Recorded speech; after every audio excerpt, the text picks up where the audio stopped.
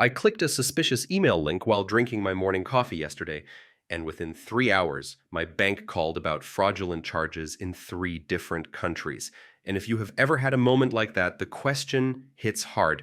Are you telling me one click can start a chain that feeds my financial identity into a global underground economy that runs with the smooth efficiency of a big online store, except the product is human misery instead of books?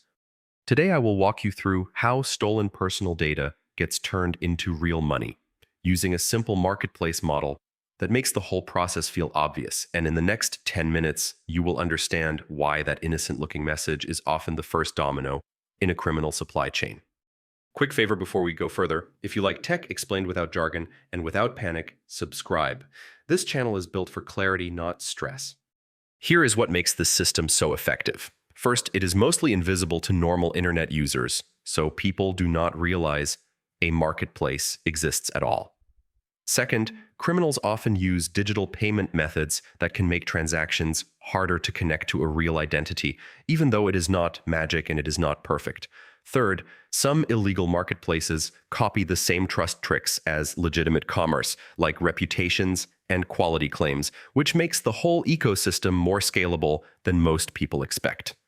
Right now, think about your inbox. How many messages this week claimed to be your bank, a delivery company, or a service you use, pushing you to click a link or verify your account? That number is a rough count of how many times someone tried to hook you into their pipeline.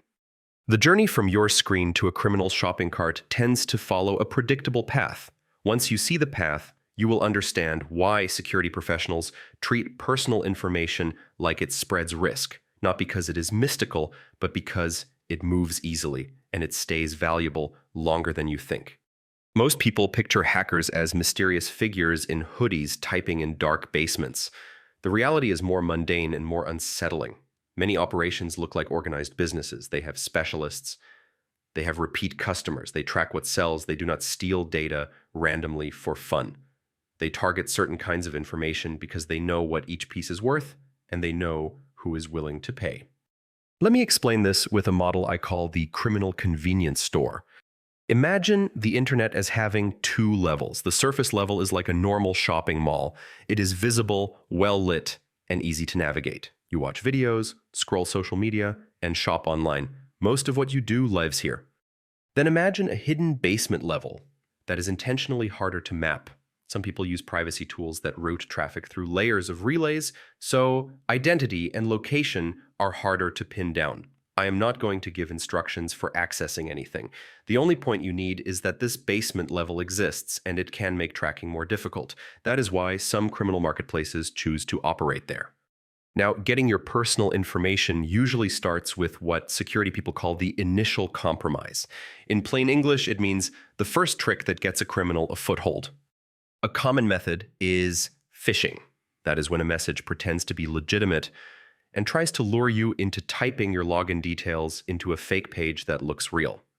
Another method is malware, which is malicious software that can quietly spy on a device after someone is tricked into installing it.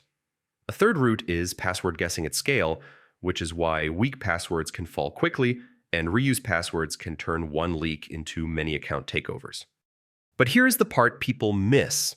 When criminals break in successfully, they often do not steal just one person's information. They target big pools of data, like company databases with thousands or millions of records. It is like breaking into a warehouse instead of a single house.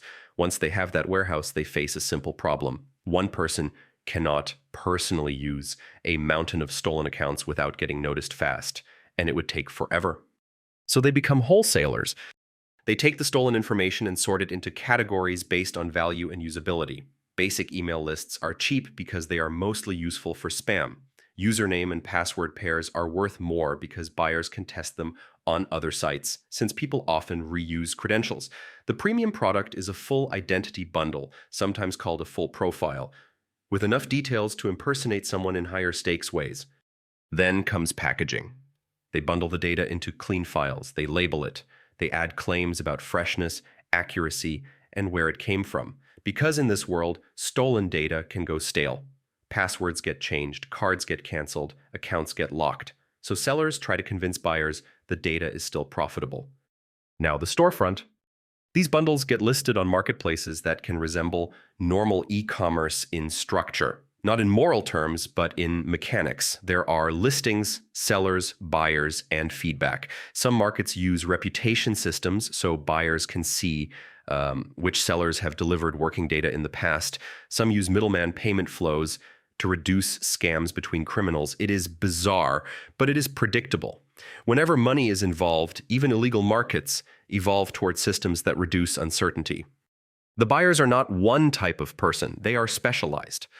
Some buyers want huge email lists to run spam and phishing campaigns. Some want login pairs to try account takeovers. Some want identity bundles for fraud, like opening accounts or bypassing verification checks. Others want payment details for fast purchases that can be flipped into cash. Now we have to talk about payment, because this is where people often get the story wrong. Cryptocurrency can help criminals because it can reduce direct ties to real-world identities, especially when criminals use extra layers to hide where money comes from and where it goes. But it is not truly invisible. Many blockchains are public ledgers. Investigators can sometimes trace flows.